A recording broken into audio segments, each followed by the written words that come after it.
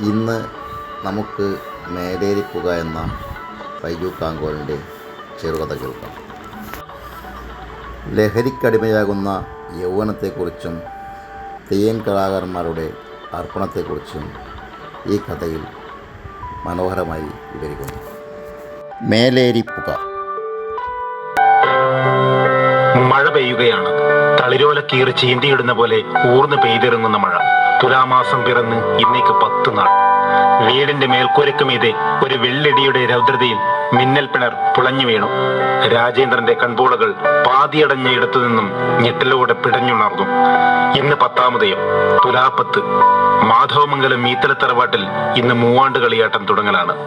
തിരക്കിന്റെ ദിനങ്ങളായിരുന്നു. ചെണ്ടമുറുക്കലും അണിയലം തേച്ചുമിനുക്കലും വിട്ടുപോയ തുന്നലുകൾ ചേർത്തുകെട്ടലും ഒക്കെ കഴിഞ്ഞ് പേളികയിൽ അണിഞ്ഞൊരുങ്ങി നിൽക്കുന്ന തെയ്യച്ചമയങ്ങൾ.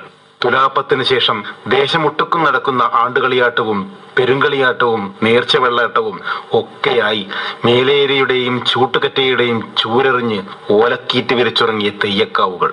അതെ, തെയ്യക്കാരന്റെ മുഖത്ത് ചുവപ്പ് ചായം മാറാത്ത കളിയാട്ടക്കാലം. രാജേന്ദ്രൻ പെരുവണ്ണാൻ ഒരു നെടുവീർപ്പോടെ പടിഞ്ഞാറ്റയിലേക്ക് നോക്കി.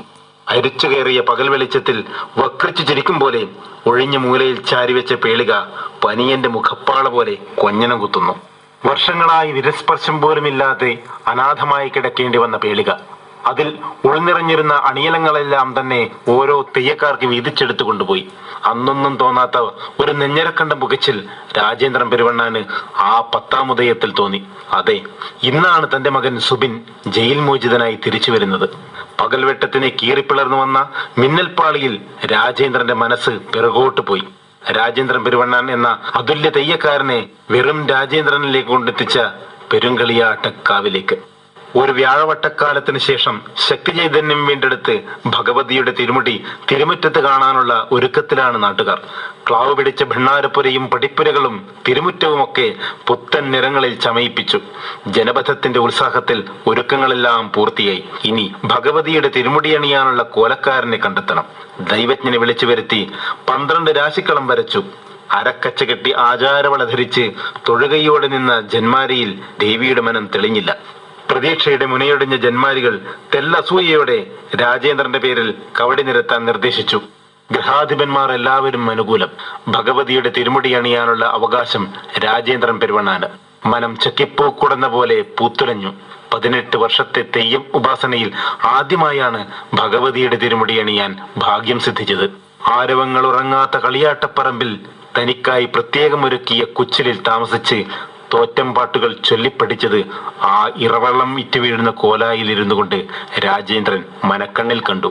കൊച്ചിലിൽ കാലെടുത്ത് വെച്ച ഉടനെ കോലധാരിയായ വിവരം ആദ്യം അറിയിച്ചത് തന്റെ മകനെയായിരുന്നു. 2-ാം വർഷ പരീക്ഷയായതുകൊണ്ട് മാത്രമാണ് അന്ന് കാവിൽ വരാൻ തന്റെ മകൻ സുബിന് സാധിക്കാതെ പോയത്. ഇതുവരെ കോലം ധരിച്ചില്ലെങ്കിലും തോറ്റവും വാദ്യവും മുഖത്തെഴുത്തുമെല്ലാം മനപ്പാഠമാക്കിയവൻ. പലവട്ടം നിർബന്ധിച്ചിട്ടും ഒരിടത്ത് പോലും കോലമേറ്റെടുക്കാൻ അവൻ തയ്യാറായില്ല. ജനാരവങ്ങൾക്ക് മുന്നിൽ അച്ഛൻ നിറഞ്ഞു നിൽക്കുന്നത് കണ്ടാൽ മതിയെന്ന വാദമായിരുന്നു അവന്. പൊയ്ക്കണ്ണ് വെച്ചാൽ ഇരമ്പിയാർക്കുന്ന ജനാരവത്തെ ഒന്നും അച്ഛന് കാണാനാവില്ല. മുന്നിലെ കുത്തുവിളക്കിന്റെ ദീപനാളമാണ് വഴികാട്ടി. അതുകൊണ്ട് തന്നെ എന്റെ വലത് കൈത്തണ്ടയിൽ പിടിക്കാൻ നീ ഉണ്ടാകണം കൂടെ. തെയ്യം കെട്ടേണ്ട ദിവസത്തിന് തലേനാൾ രാത്രിയിൽ മകനോടായി പറഞ്ഞു. മറുപടി ഒരു നീട്ടി മൂളൽ മാത്രം. എന്താ നിന്റെ മുഖത്തൊരു വാട്ടം? രാജേന്ദ്രൻ തന്റെ മുന്നിൽ വിദൂരതയിലേക്ക് നോക്കി നിൽക്കുന്ന മകനോടായി തിരക്കി. അന്നവനത് ചിരിച്ചു തള്ളി സമാധാനപ്പെടുത്തി. മനസ്സിൽ നാളെ കെട്ടാനുള്ള ദേവിയെ മാത്രം കണ്ടു കഴിയുന്ന രാജേന്ദ്രനിൽ ആ പെരുമാറ്റത്തിൽ പ്രത്യേകിച്ചൊന്നും തോന്നിയില്ല. എന്നാൽ അവിടെ നിന്ന് ഇങ്ങോട്ട് ഈ ഏകാന്ത തടവറയിൽ കിടന്നുറങ്ങുന്ന പല രാത്രികളിലും അവന്റെ നീട്ടിമുളന് ഒരു നിഗൂഢത അനുഭവപ്പെട്ടിരുന്നു. തെയ്യത്തിന് മുഖത്തെഴുതാറായി. ഇന്നലെ വീട്ടിലേക്ക് പോയി ഇന്ന് രാവിലെ എത്തിക്കൊള്ളാം എന്ന് പറഞ്ഞ് പോയ സുബിൻ ഉച്ചയായിട്ടും കാവിലെത്തിയില്ല. ഫോണിൽ വിളിച്ചു. മറുതലക്കൽ അച്ഛ എന്ന വിളി ആശ്വാസം പകർന്നു. എന്താ ഇത്ര താമസം? മുഖത്തെഴുതാനിരിക്കാറായി. എല്ലാം നല്ലതായി വരട്ടെ അച്ഛ. ഞാനിതാ 1 മണിക്കൂർ കൊണ്ട് അങ്ങ് എത്തിക്കൊള്ളാം.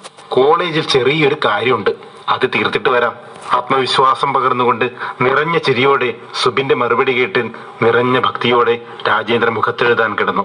പ്രാക്കെഴുത്തിന്റെ വശ്യശോഭ മുഖത്ത് വിരാജിക്കുന്ന നേരങ്ങളിലെല്ലാം ഭഗവതിയായി നിറഞ്ഞാടുന്ന നിമിഷങ്ങളായിരുന്നു മനസ്സ് നിറയെ. ചെറിയ ഒരു ഉൾഭയം ഉള്ളിൽ കിടന്നത് ഗുരുനാഥന്റെ ധൈര്യം പകർന്ന വാക്കിൽ അലിഞ്ഞില്ലാതായി. ഭഗവതിയുടെ കോലം ആദ്യമായിട്ടല്ലേ, അതുകൊണ്ടാവും. കാര്യാക്കണ്ട. അതെ, കാര്യാക്കണ്ട. കൂടാതെ തന്റെ ധൈര്യം, തന്നോളം പോന്ന മകനും കൂടെയുണ്ടല്ലോ തന്റെ വലഭാഗം. പിന്നെ ഭഗവതിയുടെ കടാക്ഷവും മതി. കോലം ഭംഗിയായി പൂർത്തീകരിക്കാൻ അത് മതി തനിക്ക്. മുഖത്തെഴുതി കഴിഞ്ഞപ്പോൾ ചാരിവെച്ച കണ്ണാടിയിൽ ഒന്ന് പാളി നോക്കി. മുഖസൗന്ദര്യത്തിന്റെ വശ്യത അവനെ തന്നെ മത്തുപിടിപ്പിച്ചു. ഈ തെയ്യത്തോടെ താൻ നല്ല പേരെടുക്കും. വച്ചുകെട്ടാനായി എഴുന്നേറ്റ് നിന്ന് പീഠത്തിലിരിക്കുമ്പോൾ വലത് ചൂണ്ടുവിരൽ പീഠക്കാലിൽ വെച്ച് കുത്തി. അത് ദുസൂചന പോലെ തോന്നി രാജേന്ദ്രന്. അവൻ ചുറ്റിലും മകന് വേണ്ടി തിരഞ്ഞു. സുബിനെവിടെ? തലപ്പാളി വെച്ച് കിട്ടുന്നവനോടായി തിരക്കി. വരും. കലാശം കഴിയും വരെ വേറൊന്ന് ശ്രദ്ധിക്കല്ലേ. ഗുരുനാഥന്റെ അസ്ഥാനത്തുള്ള ഉപദേശം. അതല്ലെങ്കിൽ എന്തോ ഉള്ളിൽ മറച്ചു വെച്ചുകൊണ്ടുള്ള സാന്ത്വനിപ്പിക്കൽ.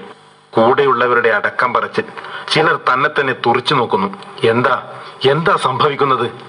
ഭഗവതിയുടെ കോലം കെട്ടുമ്പോൾ സ്വന്തക്കാരുടെ ഇടയിൽ വെച്ച് നടക്കുന്ന ചതിയുടെ ഗൂഢാലോചനകൾ, കോലം അലങ്കോലമാക്കാനുള്ള കുതന്ത്രങ്ങൾ നടത്തിയ കഥകൾ മനസ്സിൽ പാറി വീണു. അതുപോലെ വല്ലതും തനിക്കു ചുറ്റും നടക്കുന്നുണ്ടോ? മനഃപൂർവ്വം തന്റെ മകനെ ഇവിടെ നിന്നും അകറ്റി നിർത്തിയതാണോ ഇവർ? സമയമായി, വേഗം. ഉച്ച തിരിഞ്ഞു. ഇനി വൈകിക്കാനാകില്ല. കമ്മിറ്റിക്കാർ തിരക്ക് കൂട്ടാൻ തുടങ്ങി. സുബിൻ വരട്ടെ, എന്നിട്ടേ ഇറങ്ങുന്നുള്ളൂ, രാജേന്ദ്രൻ തീർത്തു പറഞ്ഞു. പക്ഷേ തന്റെ വാശി ഗുരുനാഥന്റെ ആജ്ഞയ്ക്ക് മുന്നിൽ നിലനിന്നില്ല. പലരാലും നയിക്കപ്പെടുന്നത് പോലെ താൻ ചുവട് വെച്ച് കൊച്ചിലിന്റെ പുറത്തേക്ക് നയിക്കപ്പെട്ടു. നിവർത്തിപ്പിടിച്ച തുണിമറക്കുള്ളിൽ ഇരുന്നു കൊണ്ട് തിരുമുടി തലയിലേന്തുമ്പോൾ നെഞ്ചു വല്ലാതെ പിടിച്ചു. അമ്മേ, കാക്കണേ. ചുറ്റിലും കൂടി നിന്നവർ അരിയെറിഞ്ഞ് ആരവം ഉയർത്തുമ്പോൾ ഏതോ മനുഷ്യന്റെ ആർത്തനാദം കേട്ട പോലെയാണ് രാജേന്ദ്രന്റെ കാതുകളിലെത്തിയത്. കലാശത്തിനിടയിൽ പലവട്ടം പിറകിലേക്ക് തിരിഞ്ഞു നോക്കി. തന്റെ മകനെത്തിയോ? ഇല്ല. അപ്പൊ അവൻ എന്തോ പറ്റിയിട്ടുണ്ട്. കലാശം തെറ്റുന്നുണ്ട്. കുത്തുവിളക്കിന്റെ തിരി നോക്കി മുന്നോട്ട് അടിവെക്ക്, ഗുരുനാഥൻ ഓർമ്മപ്പെടുത്തി. എന്റെ മകനെവിടെ? അവൻ എന്താണ് സംഭവിച്ചത്? അടങ്ങിയ ശബ്ദത്തിലാണ് ചോദിച്ചതെങ്കിലും ഉള്ളിൽ ഒരു അട്ടഹാസത്തോളം ശബ്ദം എടുത്തിരുന്നു ആ ചോദ്യത്തിന്. സുബിന് ആപത്തൊന്നും സംഭവിച്ചിട്ടില്ല. കോളേജിൽ എന്തോ ആവശ്യമുണ്ടെന്ന് പറഞ്ഞത്. പെട്ടെന്ന് വരാൻ പറ്റിയിട്ടുണ്ടാകില്ല. ഓരോന്നാലോചിച്ച് മനസ്സ് കലക്കേണ്ട നേരല്ല ഇത്. ഭഗവതിയുടെ ആദ്യത്തെ കോലമാണ് നിന്റേത്. കാണുന്നവരിലെല്ലാം തന്നെ അത്രയ്ക്ക് ശോഭയുള്ള ദേവിയാ നീ. ഇതുവരെ കണ്ടതിൽ വെച്ച് ഏറ്റവും സുന്ദരിയായ അമ്മ. ഇതിൽ നീ പേരെടുക്കുമായിരുന്നു. പക്ഷേ ആ പെരുങ്കളിയാട്ടത്തിന് ശേഷം താനൊരു തെയ്യം വെറുത്ത വണ്ണാനായി തീർന്നിരിക്കുന്നു. അവകാശപ്പെട്ട കാവുകളിൽ പോലും മറ്റുള്ളവരെ വെച്ച് തെയ്യം കഴിപ്പിക്കുന്നു. എങ്ങനെ? പൊറുക്കാൻ പറ്റാത്ത ആ പാകപ്പുഴ അവതരിച്ച ആ മുഹൂർത്തം, തന്റെ മകനെ കാണാതായ നേരം തൊട്ടുള്ള അലോസരപ്പെടുത്തൽ, മനസ്സ് ദൈവത്തിൽ നിന്നും മനുഷ്യനിലേക്ക് പലവട്ടം വഴുതി വീണു. 3 പേരെ ആ കോളേജിൽ നിന്ന് കഞ്ചാവുമായി കയ്യോടെ പൊക്കിയത്. അതിൽ സുബിൻ എന്ന ഇയാളുടെ മകനാ. പോലീസ് കണക്കിന് പെരുമാറുന്നുണ്ട്. ഒരു ഞെട്ടലോടെ രാജേന്ദ്രൻ ആൾക്കൂട്ടത്തിനുള്ളിലെ സംസാരത്തെ തിരിച്ചറിഞ്ഞു. ശാന്തസ്വരൂപിണിയാണ് ദേവി. എന്നിരുന്നാലും കയ്യിൽ കത്തിജ്വലിക്കുന്ന പന്തം മുറുകെ പിടിച്ച് മുടി ആടിയുലയുന്ന മട്ടിൽ രാജേന്ദ്രൻ വെട്ടിത്തിരിഞ്ഞൊന്നു നോക്കി. കാഴ്ചകൾക്ക് വിലങ്ങ് തടയിട്ട് ഗുരുനാഥൻ അവന്റെ കൈത്തണ്ടയിൽ മുറുകെ പിടിച്ചു.